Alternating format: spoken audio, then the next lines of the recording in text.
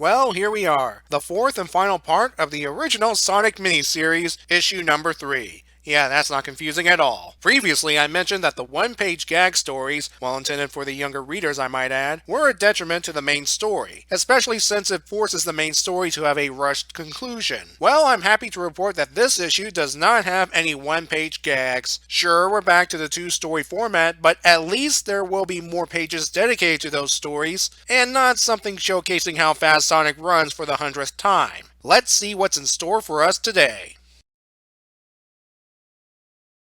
Our first story begins with Sonic near a cliff with crab meat badniks on one end and Robotnik, along with the old ball and chain again, on the other. Robotnik wastes no time knocking Sonic off the cliff. He doesn't want a repeat of what happened in issue 0. Speaking of injury, Sonic survives the fall, but is knocked out in the process. Now's when the real story begins as Sonic starts to have a really bizarre dream. It starts with Sonic destroying crab meat robots. Now why couldn't he do that in reality since we know he's capable in past issues?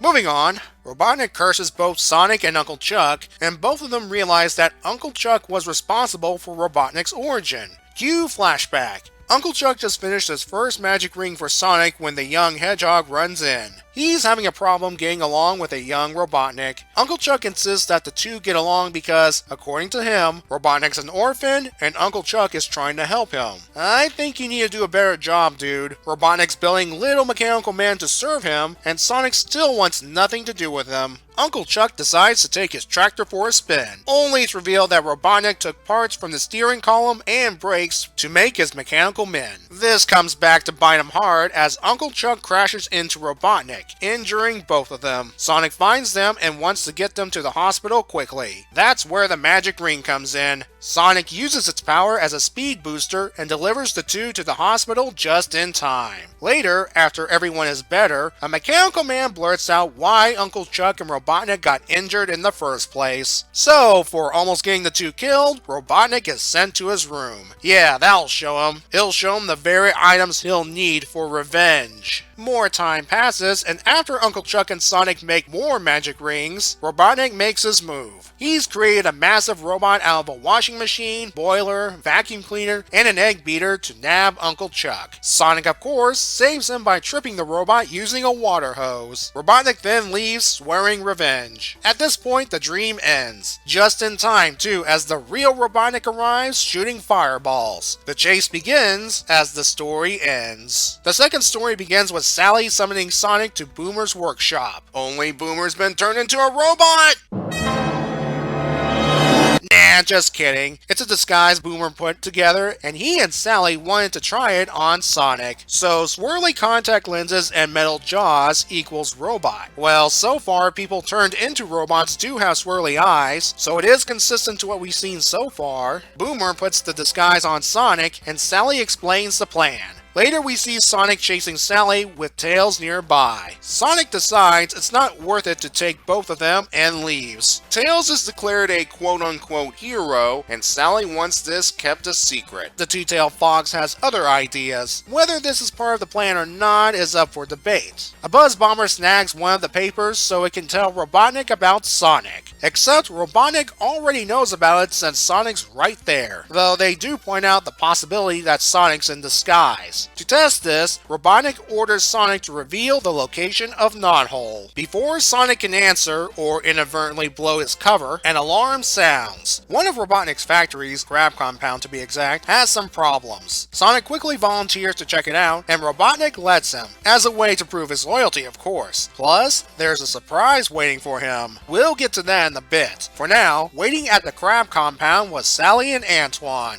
They're here to check up on Sonic, and to give Antoine a butt monkey moment. We also get wind of the plan. Take out the Crab Compound. Now that surprise Robotnik spoke of earlier? It turns out Uncle Chuck is inside assembling crab meat robots. Sonic tries to snap him out of this, but there's no going through those swirly eyes. Uncle Chuck signals Mutsky. Oh goody, he's here too. Swirly eyes aside, I'm looking forward to see that cute yellow oh my goodness had a makeover I see. Angry at this, Sonic returns to Robotnik and lies about the Crab Compound disturbances. Robotnik then orders Sonic to blow Knothole to bits with a missile. Only the coordinates he entered was for a factory. Not the Crab Compound, mind you. He didn't want to lose his family, of course, but the factory that manufactures buzz bombers. As a final screw you, Sonic pinches Robotnik's hinder with the jaws. A good way to end the story and the miniseries.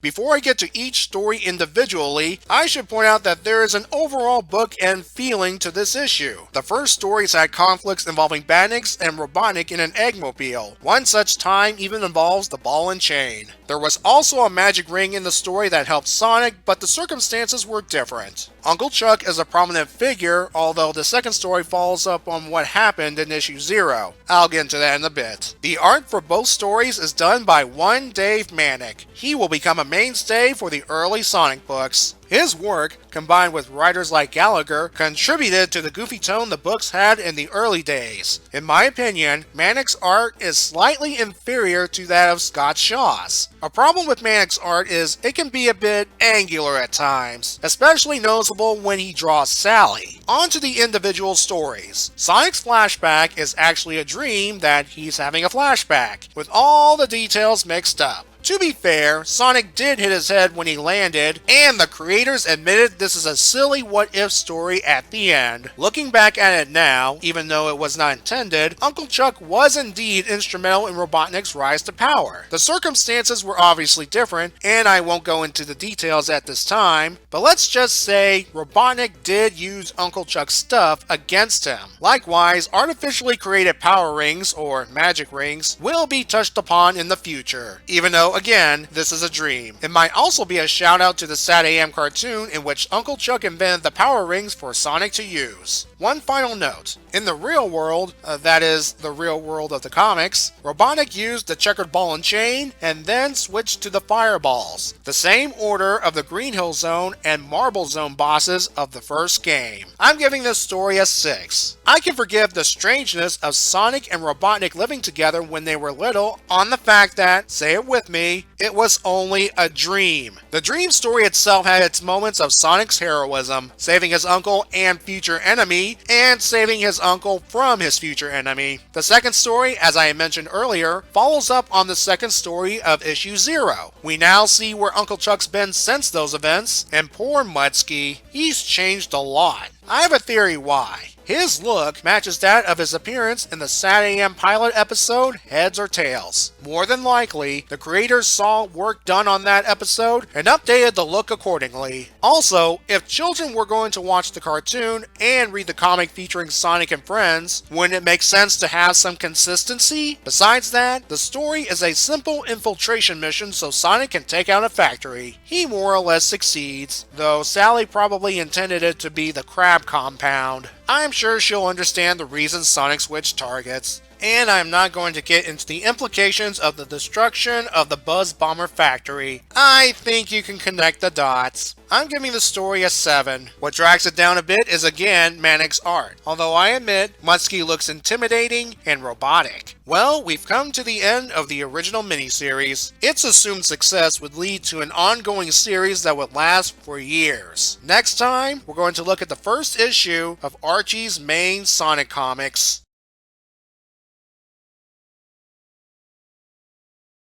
You know, if Robotnik ever turned Sonic into a robot, I bet the story would be epic, and the design would look better than the swirly-eyed Jaws combo we have here. Maybe someday.